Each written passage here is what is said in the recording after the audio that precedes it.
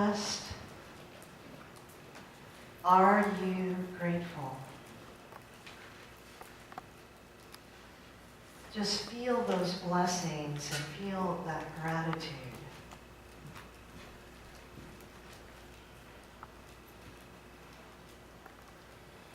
And now open your eyes. Why would I worry? Why would I doubt? Why would I ever think I'd go without? Why would I worry? Why would I doubt? Why would I ever think I'd go without? Your infinite love will prove more than enough. We sing, I'm so blessed. We sing more than enough. But do we live it? Do we make the decisions in our lives based on the knowing that we are blessed? Based on knowing there's more than enough? Do we dream about our future? Do we dream about the future of Unity Fort Wayne Spiritual Center grounded in the truth that there is more than enough? Yes. Yes. Welcome to your summer hour of power and prosperity. We're going to spend our summertime gathering the keys to the kingdom and using those keys to unlock the prosperity in our lives. And we begin by knowing that there is more than enough. I was talking to a dear friend of mine this week and talking to her about some things that were going on in my life and some things that were going on in the life of our church. And she said, Glenda, have you forgotten what Jesus taught us? You know, in Unity, we talk about Jesus as a master teacher, Jesus as our way shower. And throughout his teachings, over and over again, he told us that we have the keys to the kingdom. And he told us in many ways that we were born to be prosperous. And she reminded me of a verse that has long been one of my favorites. I want to share that with you as a demonstration of our birthright as prosperous beings. Therefore, I tell you, do not worry about your life, what you will eat or what you will drink, or about your body, what you will wear. Is not life more than food, and the body more than clothing? Look at the birds of the air. They neither sow nor reap, nor gather into the barns, and yet your heavenly Father feeds them. Are you not of more value than they? Are you? Are you of more value than the birds? Yes, as Kat would say. Of course you are. Because you are God expressing in this moment. If you are God expressing, how much more are you? How much more prosperous must be your birthright? The only thing that stands between you and your prosperity is you. Your consciousness, your thoughts, your feelings are the only thing that stands between you and prosperity. Now, I want to share what might seem like a novel thought to some of you. I spent the evening at an event called Let's Talk. And I learned a new word that I absolutely love. We were a group of humans. H-U-E-M-A-N-S. Humans. So it was a group of people of different hues. And although we looked differently on the outside, we discovered through conversation and dialogue that we're very much the same on the inside. And as we talked about the conflict in our world and the misunderstanding and poverty and violence, what became a recurring theme was we have forgotten that there is more than enough. We have been brainwashed, particularly in the United States. We have been brainwashed to think that prosperity is how many cars are parked in your driveway, what kind of house you're living in, what kind of paycheck you're bringing home, and what the bank account balance says. And that's simply not the truth with a capital T. Prosperity, according to Merriam-Webster's dictionary, our own English language, says that prosperity is the condition of being successful or thriving. Thriving. What is it that makes you thrive? Thriving is not about a bank account. Thriving is not about how many possessions we gather. Thriving is having everything that we need, right? Thriving is being healthy, having food, having shelter, having love, having peace. And I guarantee you there is more than enough of that to go around. The Revealing Word, written by Charles Fillmore, which is kind of our unitic dictionary, if you will. It's where we look up the metaphysical meaning of things. Says that prosperity is founded on an understanding of the inexhaustible, omnipresent substance of spirit as the source of supply. Let me read that to you again. Founded on the understanding of the inexhaustible, omnipresent substance of spirit as source. There's only one power and one presence, and there's only one source. And it doesn't exist out here. It actually exists everywhere. Out here, in here, above, below, before us, and behind us. What they're talking about in the Revealing Word is that the foundation of prosperity is faith. So your little key today is light blue, because blue is the color of the power of faith. So you take your pen and you can write down faith on that key to remind you that the first key to your prosperity is an understanding faith. So what's faith? Winifred Wilkenos Human says that faith, she was a Unity teacher, says that faith is that quality in us which enables us to look past the appearances of lack, limitation, or difficulty to take hold of the divine idea and to believe in it even though we do not see any evidence of it except in our minds.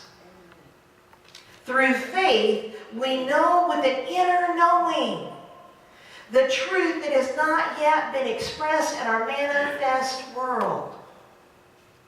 Faith is knowing that no matter what comes out of the White House, no matter what you read in the newspaper, no matter what you throw up in Google, the truth is that there is one source, that's God, and there's more than enough. That's the truth. That's the faith that we stand in, no matter what else is happening. That's the faith that we stand upon. There is a story in the Bible that beautifully exemplifies this idea that there is no lack or void in the universe.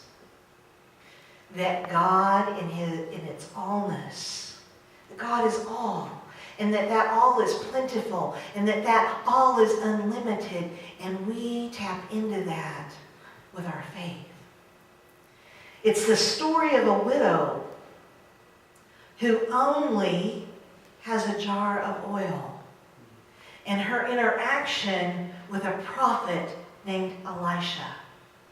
And it comes from 2 Kings. Now the wife of a member of the company of prophets cried to Elisha, "Your servant, my husband, is dead. And you know that your servant feared the Lord, but a creditor has come to take away my 2 children as slaves." You know, in the days of the Old Testament, the husband was the one that owned the property. He was the one that earned the living. He was the one that took care of the family. And once he died, if there wasn't a son old enough to step up, the widow was left destitute. And so you can imagine her distraught. Her children are about to be sold into slavery, and she has nothing. Or at least that's where her consciousness is. And Elisha says to her, "What shall I do for you? Tell me, what do you have in your house?" And she answered, "Your servant has nothing in the house except a jar of oil." How many of us live in that space of only? I only have this much money. I only have this old car. I only have ... In our own limited humanness, we focus on what is lacking rather than what is present. Because she didn't have nothing. She had a jar of oil.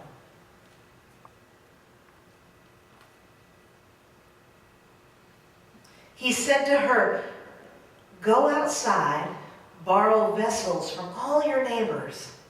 Empty the vessels, and not just a few.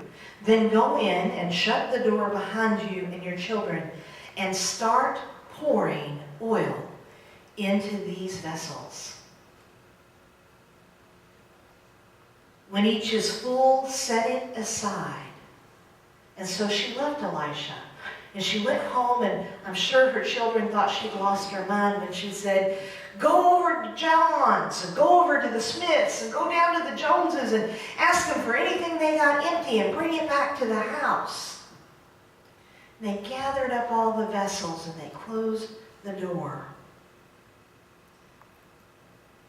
So she left him and shut the door behind her, and her children, they kept bringing empty vessels to her, and she kept pouring.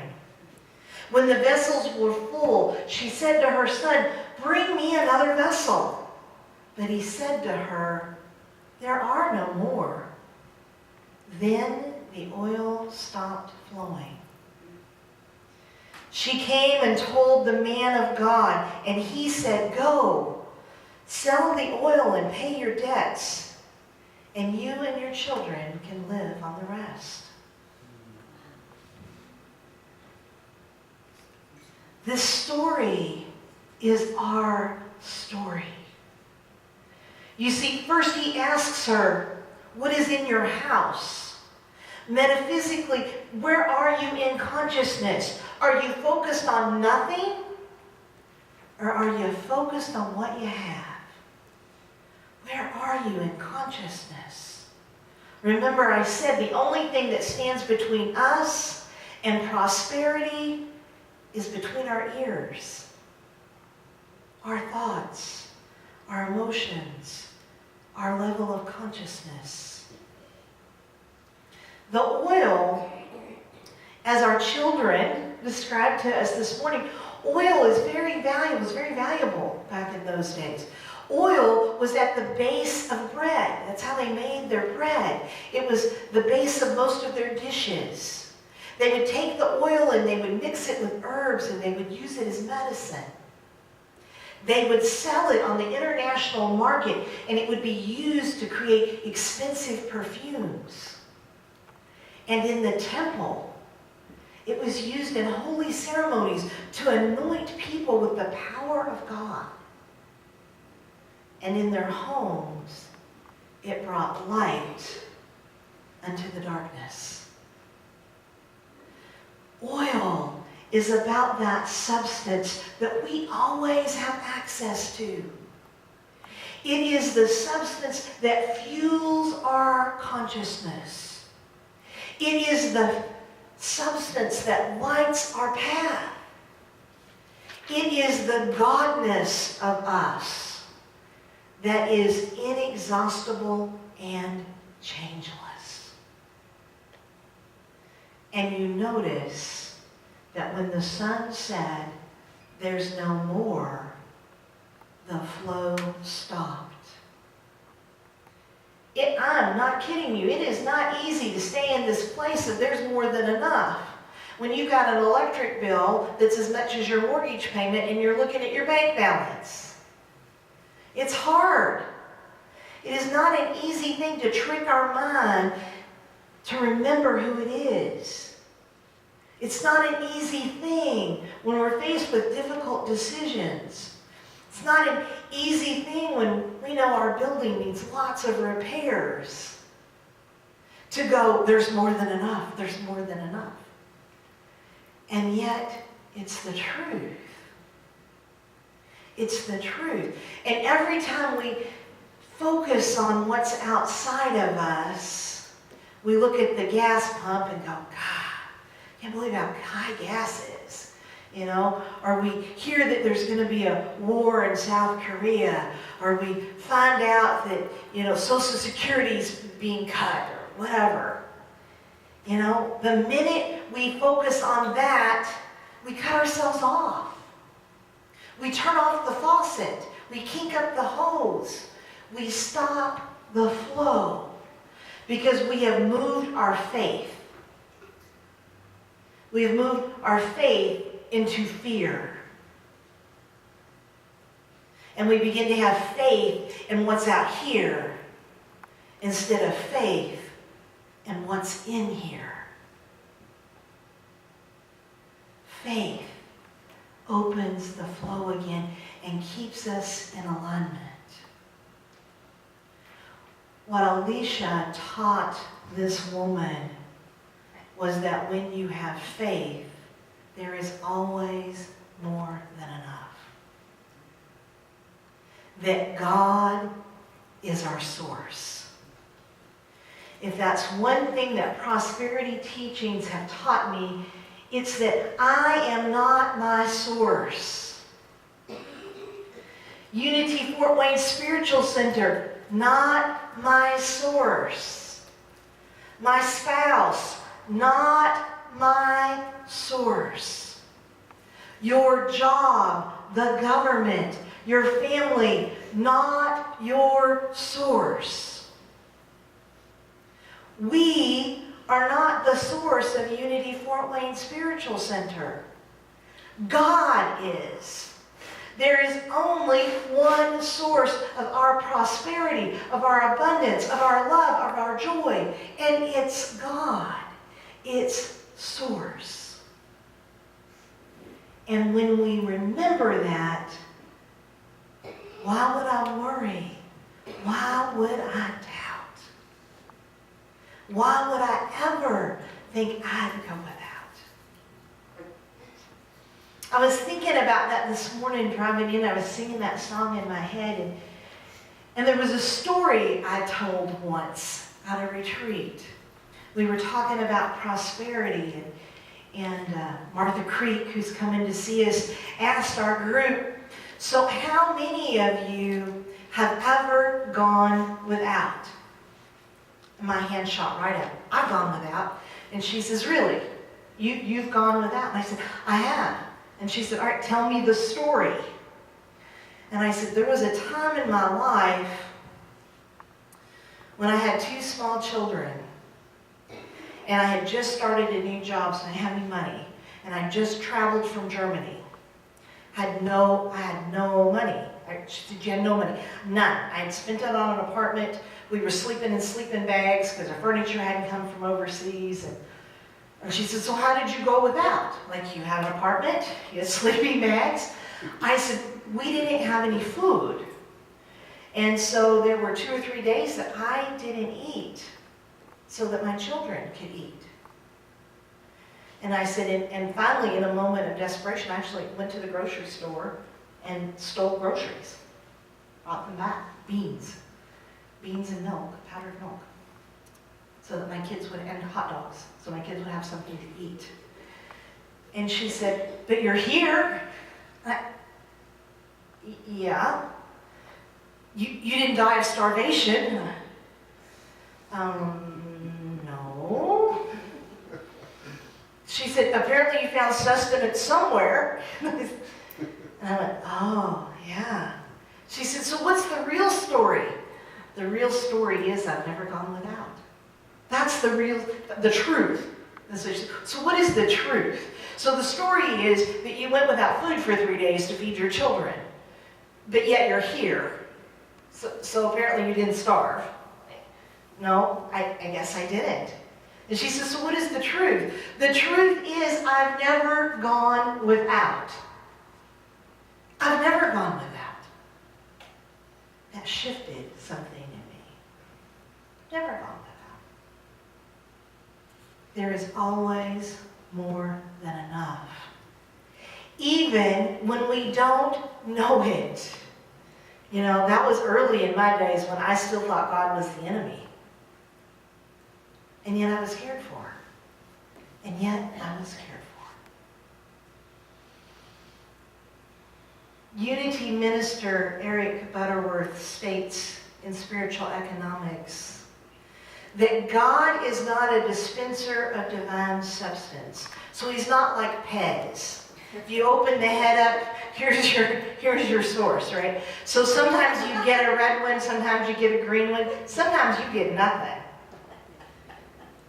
God is not a dispenser of divine substance. God is the allness of ever-present substance, in which we live, move, and have our being. God is the allness of ever-present substance, in which we live, move, and have our being. Which means that it's available to all of us. There is always enough to give to another. If we want poverty to end, if we want violence to end, it starts here with us remembering there's more than enough. There's more than enough for me to give. There's more than enough for me to receive. Always. And when we can understand that, then we can move into a place where we are standing on the faith that we have more than enough. And when we have more than enough, we have more than enough to share. And that, my friends, is how we change the world. You have more than enough. Unity Fort Wayne Spiritual Center has more than enough. Amen.